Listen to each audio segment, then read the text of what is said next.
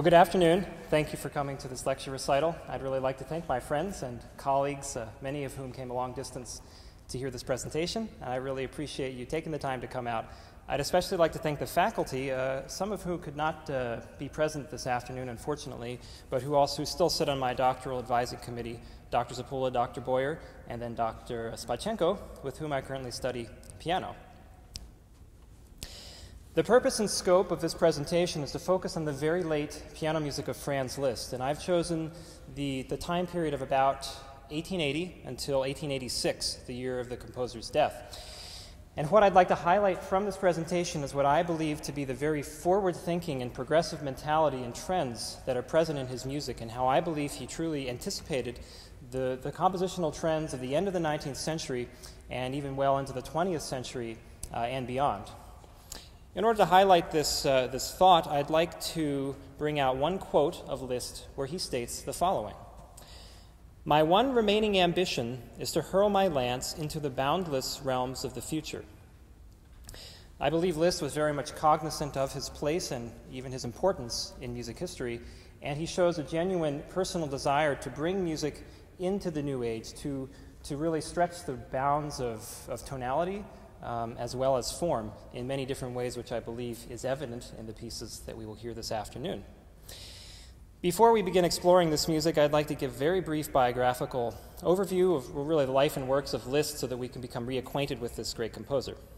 He was born in the city of Riding, which at the time of his birth was Hungary, but now is modern-day Austria, on October the 22nd, 1811, and died on July 31st, 1886. The roots of his fame are really multifaceted. He's credited with helping found our modern practice of conducting. His compositions stretched the concept, the then norms of tonal as formal structures as well, in compositions such as using thematic transformation or the symphonic tone poem, or things that Liszt helped develop that made people really think differently about the concept of compositional form.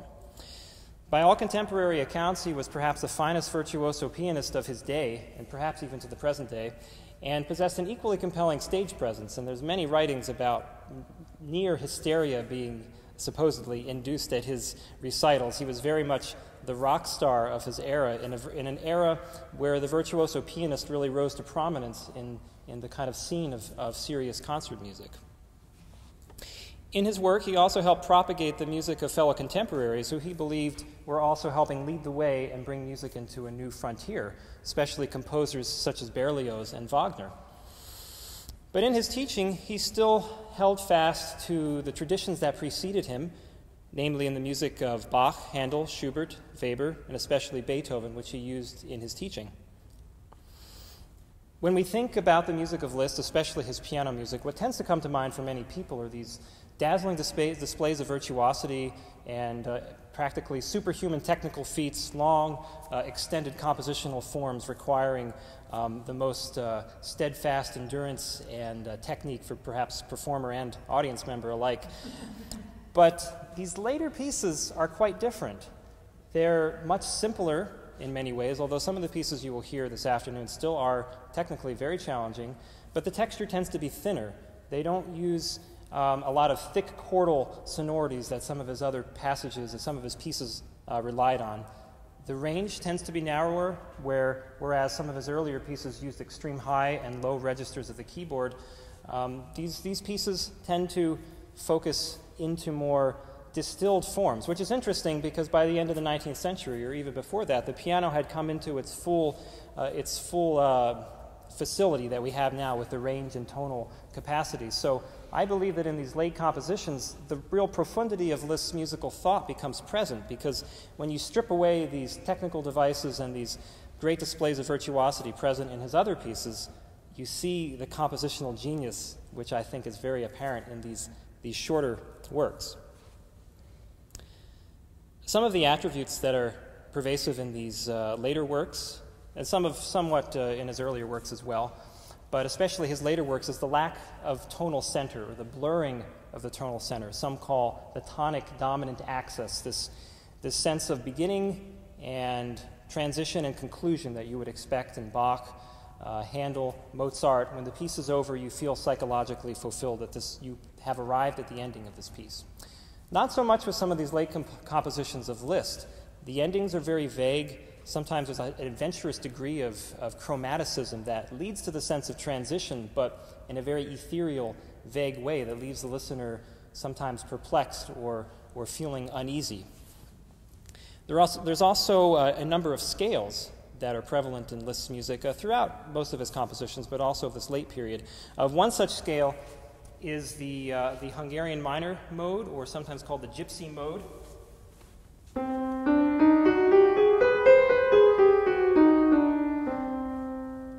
The whole tone scale.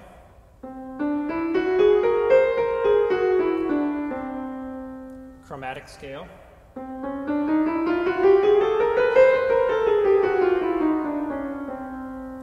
As well as pentatonic scales.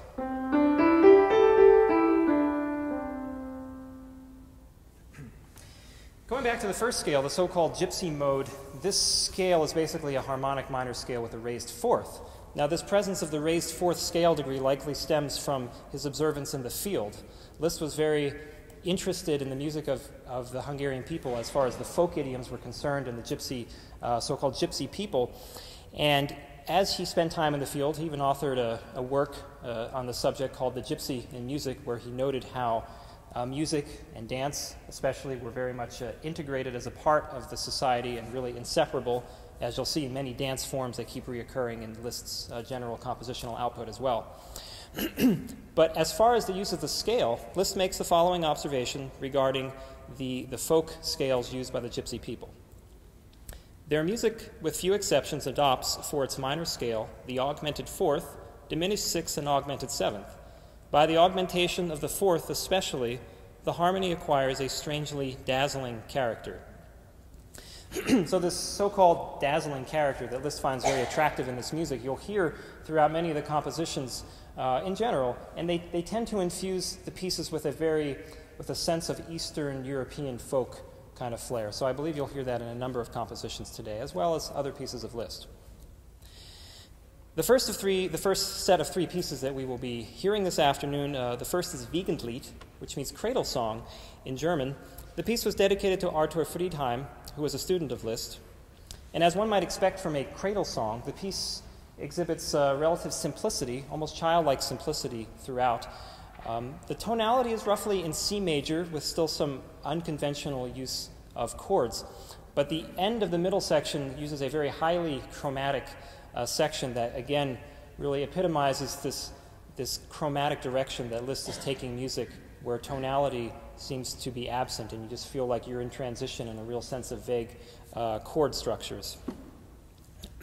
Liszt does a very nice job of evoking the gentle rocking motion of a cradle in a figure that begins in the left hand and then continues throughout the rest of the piece.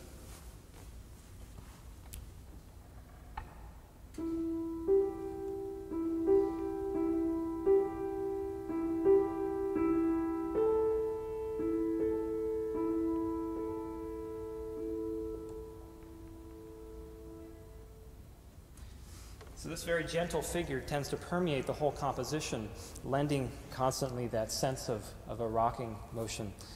Again, Wiegenlied, a cradle song. The next piece that we will hear is Nuages Gris. Now, Liszt employs a number of devices to create a very foreboding character of the piece. Nuages Gris, as the French title suggests, gray clouds, is one of the pieces of Liszt's late period that tends to be more morbid, very dark, character. You'll see this theme recurring of this kind of morbidity and darkness in Liszt's music, which is likely influenced by a number of incidents. One was of which in 1881 he sustained a fall and his health continually declined, both physically and mentally from that point on. And you can see in correspondences between friends and colleagues that his emotional state was really deteriorating and he was very overcome by sorrow. Uncontrollable sorrow at many points. So I think pieces like this and a few others that we'll hear this afternoon really exemplify this growing unsettled outlook that he had on life. So one of these devices Liszt uses to create this foreboding sense are tremolos.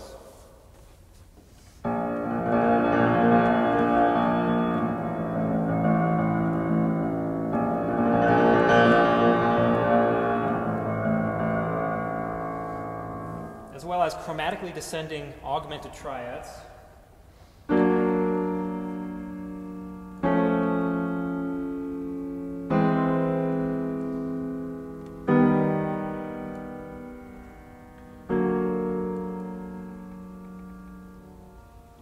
And the final two chords with which Liszt concludes this piece are especially enigmatic.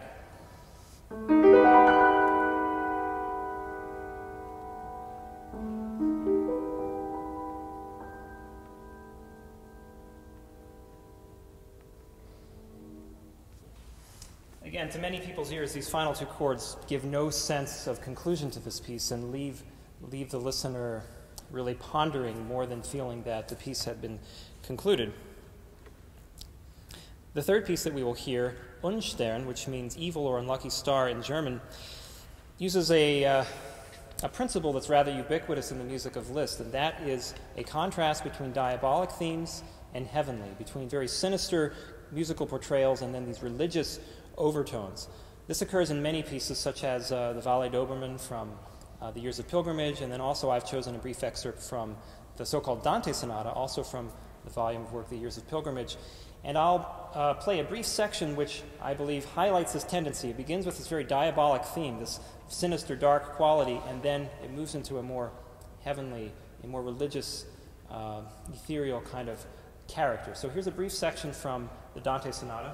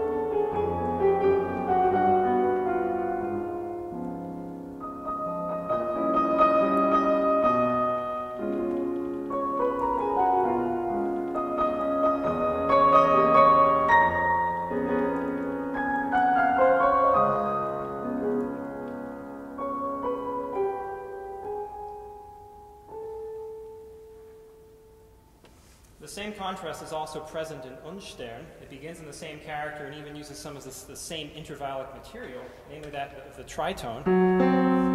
So here's the beginning of Unstern.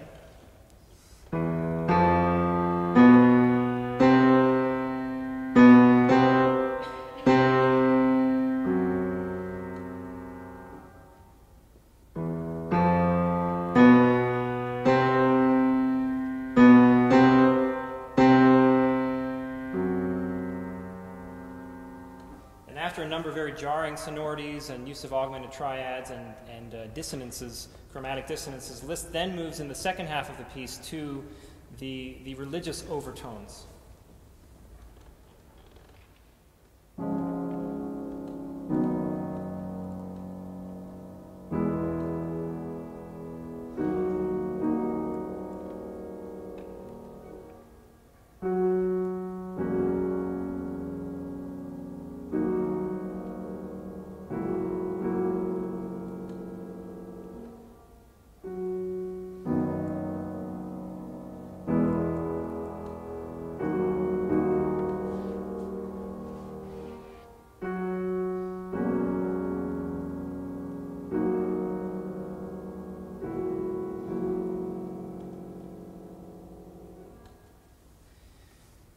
Maybe some of you even thought of an instrument that came to mind during this section. Liszt's score indication states that it's sostenuto quasi organo, so sustained in the quality of an organ. So you have the use of the tritone, which we heard at the beginning, which has been more or less universally recognized as a more diabolic interval, sometimes even called the devil's interval, and then, of course, immediately transitioning to a section that imitates the organ, which for most people would immediately evoke the church.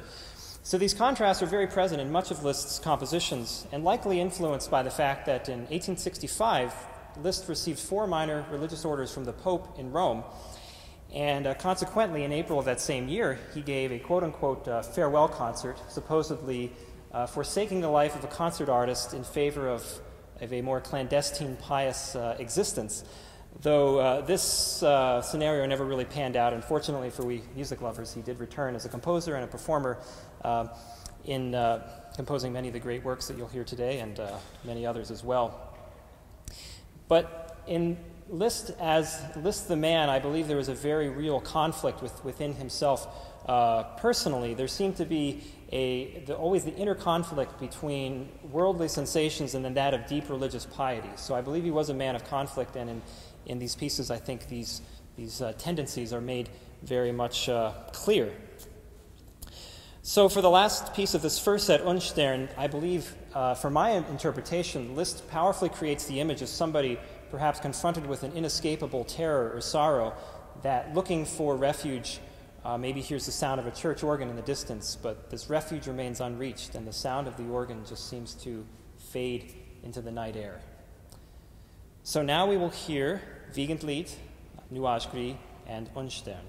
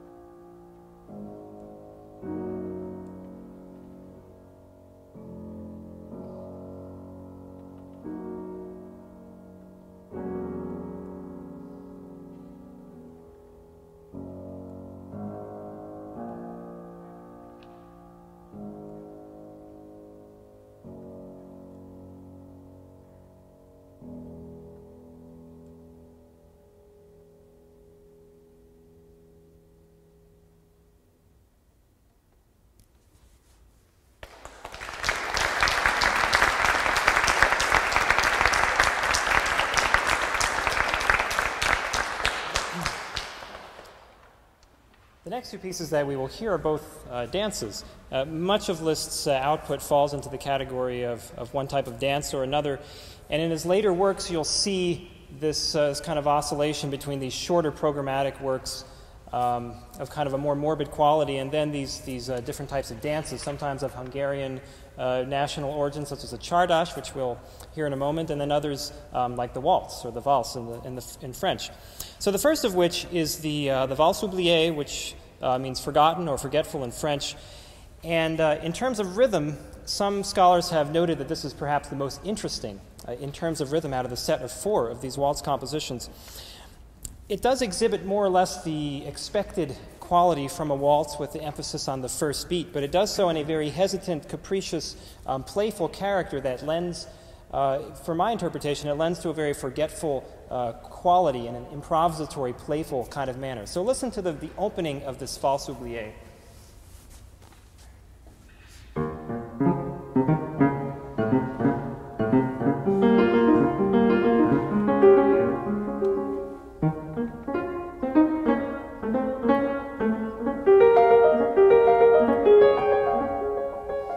So on. And Liszt employs a number of devices which creates a more improvisatory feel, one of which is actually repeated material, which I believe encourages the performer to find new ways to play the same material, to vary their approach, add flexibility in rhythm. If you play it strictly the same way every time, it will be rather boring. So it forces you to think of new and creative ways to play the same material. And another device Liszt uses is this, he'll have the waltz going at a very enthusiastic pace, and then it will completely stop.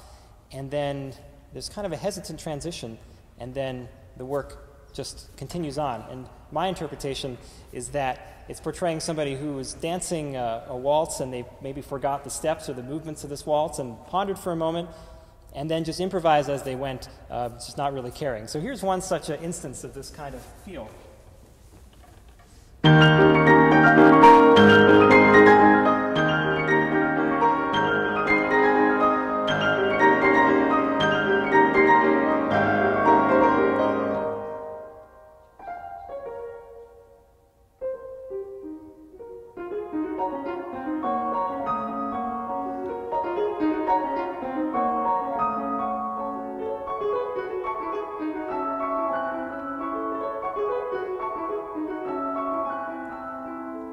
So on. There's numerous examples of that kind of thing happening in this piece. The next piece is the Csárdás obstiné, which was written during a surge of Hungarian compositions by Liszt, as noted in a letter in the 1880s corresponding to this piece. He, of course, Hungarian influence found its way into much of his writing, obviously, but he wrote this piece during a period where he stated that he had written over some 40 pages of specifically Hungarian compositions. Now, the word Csárdás comes from the Hungarian word csárda, which means country inn. The origin of the Csárdás dance originated in the mid-1830s. It became wildly popular in the aristocratic circles, where it was meant to be an idealized evocation of the national folk dance. There were numerous composers who wrote in this Csárdás dance form. Many, if not most or all of them, were probably overshadowed by Liszt's greatness.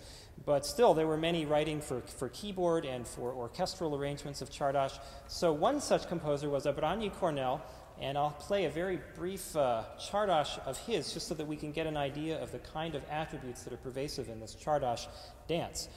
One of these qualities is a freedom of rhythm, this kind of improvisatory feeling that you might associate in a folk idiom, where you have people dancing and playing in a highly improvisatory kind of setting. Other attributes include contrast between staccato notes, short staccato kind of driven phrases, and then more legato lyrical phrases. So I'll play a very short Csárdás by Kornél, and you can listen for some of these attributes in this piece, and then as well as the Liszt Csárdás, which we'll hear momentarily.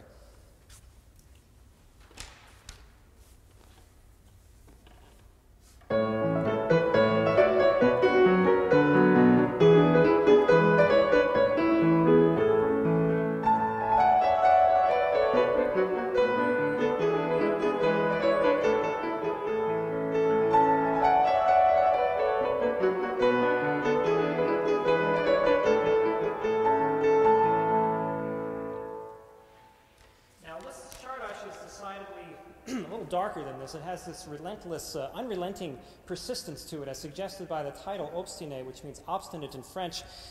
So in Liszt Csárdás, you have this continual statement of a theme. It begins with a single note, and then later becomes thirds, and then octaves, and then offbeat octaves with an added third. So, and then there's actually a contrasting section. You heard in this very short Csárdás kind of a give and take between short staccato notes and then a more lyrical phrase. This also occurs in Liszt Csárdás on a much more developed scale. You'll hear a section, roughly an F-sharp major, that exhibits this more lyrical kind of sense that's often found in these Csárdás compositions. Now, Cornell, who wrote the first Csárdás you just heard in Liszt, even corresponded for a while. Liszt transcribed some of Cornell's melodies in his own compositions, and so the two were linked, actually, in that sense. So now we will hear the Valse oubliée number 2 and the Csárdás, obstiné.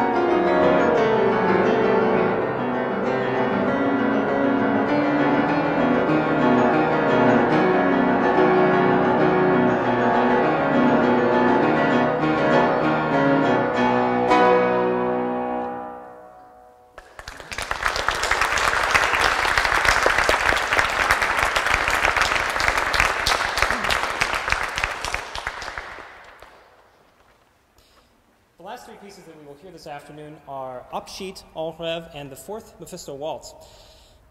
Now, Abschied, which means farewell in German, was dedicated to Alexander Zaloty, a Russian pianist, composer, conductor, who did work with Liszt for a period of time. I believe this piece, Abschied, Farewell, was written in the 1880s, of course, a few years before Liszt's death. So perhaps this piece is in not just one farewell of a temporary goodbye, but maybe Liszt's farewell permanently from Zaloty and maybe the world, as he knew his impending death was near. Liszt uses a number of devices which I interpret as portraying the mixed emotions of bidding farewell to someone. There's a lot of push and pull where the rhythm is consistent and then it's held back and then it's a tempo again, moving ahead, which for me evokes the sense of again, the mixed feelings of bidding farewell to someone, but then changing your mind for a moment or wishing they would stay one more minute before finally accepting the impending departure. The next piece, En Rêve, is a nocturne dedicated to August Stradal, who was a student of Liszt. The title, En Rêve, means dreaming, or in a dreamlike state, and it is roughly in B major, although again, with this late music, it exhibits a lot of adventurous chromaticisms. The opening tonality begins in B major, but rather than placing it in root position, which we would be accustomed to hearing, really the foundation of our Western music practice, Liszt omits the root and doubles the fifth and places that in the bass, so it's a second inversion triad with no root.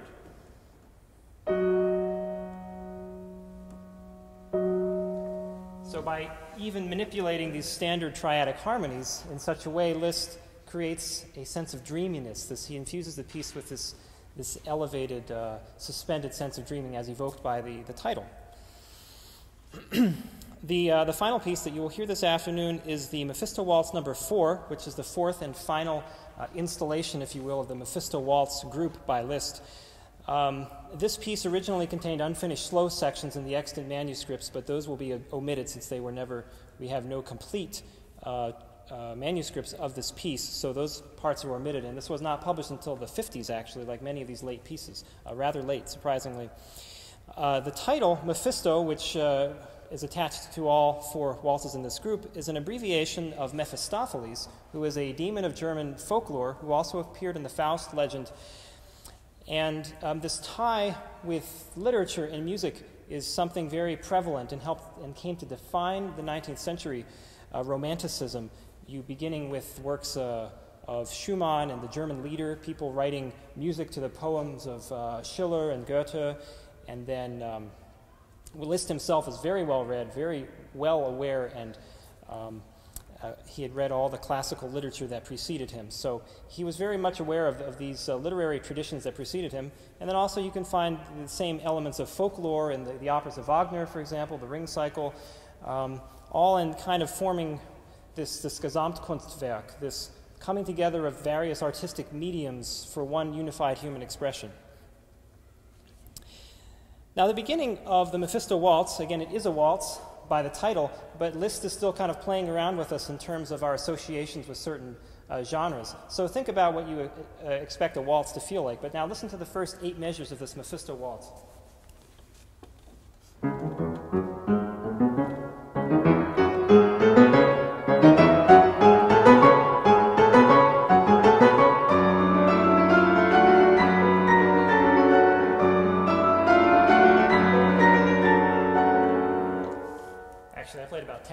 But the first 8 measures, you hear that theme, that kind of disjointed theme.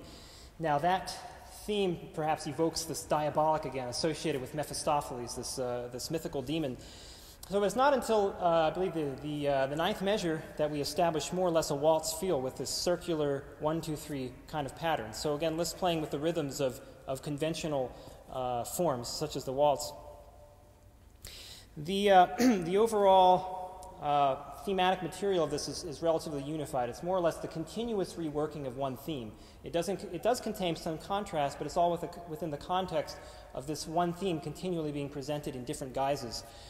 So it's unlike Unstern or even the Dante Sonata, which you heard a section of, that had these vastly contrasting sections. This does have contrast, but all within the context of a continually repeated theme. So now we will hear Abschied, En Rêve, and then finally the fourth Mephisto Waltz.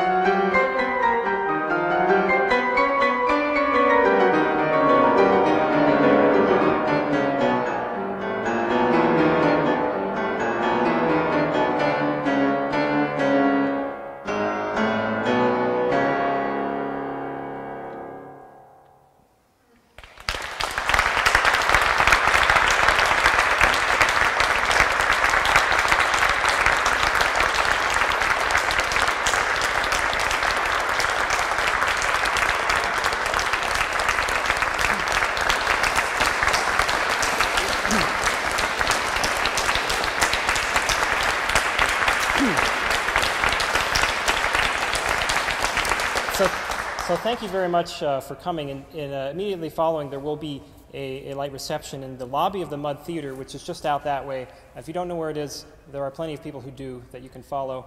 So I want to once again thank everyone for taking the time to come out. And but before we go, I would answer any questions about the music that anyone has from the faculty or anyone else that would like to ask a question.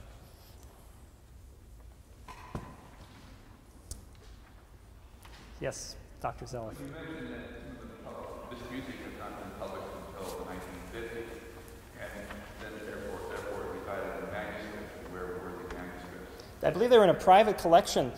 There's no facsimile edition of this music that I can find. So these pieces were housed in a private manuscript and then, quote-unquote, discovered, and then originally published, most of these in the 50s by the British publisher, I believe, was J. Kerwin and Sons, and then the first American publication, I believe, was Schirmer in New York. So that's how these pieces came to be, and they're still relatively unknown by really a large body of students and professionals alike. Yeah? What was it about Franz Liszt's music that interested you to study this and learn this? Well, we're also this year, 2011 is the 200th anniversary of his birth, of course, so that's one thing I had in my mind to help celebrate that. I mean, as a pianist, Liszt's music really forms a cornerstone of the virtuosic repertoire, and there are many attractive features about the music of Liszt. These are a little bit different, but the music of Liszt in general, much of it's very virtuosic, very showy. It has oftentimes very beautiful melodies that are easy for the listener to pick up. But in this music, I just became fascinated by the idea of a very well-known composer, one of the most famous composers for piano, having a relatively large body of works that were unexplored and unknown. So I'm still myself just scratching the surface on many of these things, but I found it to be a very rewarding process to delve into the little-known works of a very famous composer. So I hope to continue to learn and perform more of these pieces. Yeah. You said he had an injury. Did it affect, what did he injure, and did it affect his ability to play the piano? And how did he meet his end with the depression? Well, yeah, he sustained a fall. I can't remember the location right now, but he did fall, and his health continually declined. He also, from what we know, he would drink a fair amount of alcohol, but the quality of alcohol that he consumed in his later years, the quality of which became questionable, which may have led to some deterioration as well. But he still maintained the ability, the facility of a great pianist, really until mostly to the end. So many of these pieces, some of these pieces that we haven't heard today that precede the works of today are also as adventurous, and they precede this major deterioration in his health. So the simplicity of them is not due to a decay in his ability as a performer, I believe, but rather just his forward-thinking mentality that he felt could best be exhibited by a very distilled form of composition that just showed the bare bones of his compositional ponderings.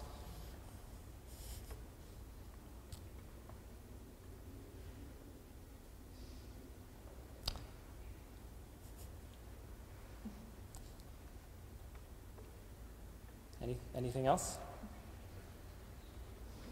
All right, well, thank you again for coming.